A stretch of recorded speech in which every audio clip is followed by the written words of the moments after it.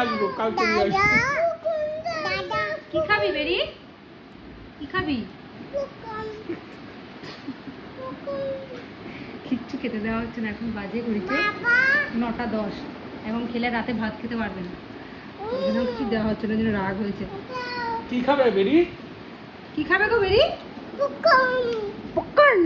কি পপকর্ন? আরেকটা কি খাবে এক্ষুনি বলছিলে?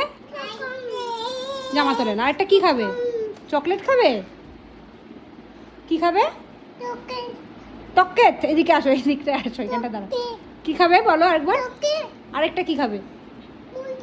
মুড়িও খাবে। আর পপকর্ন। তুমি কি খাবে?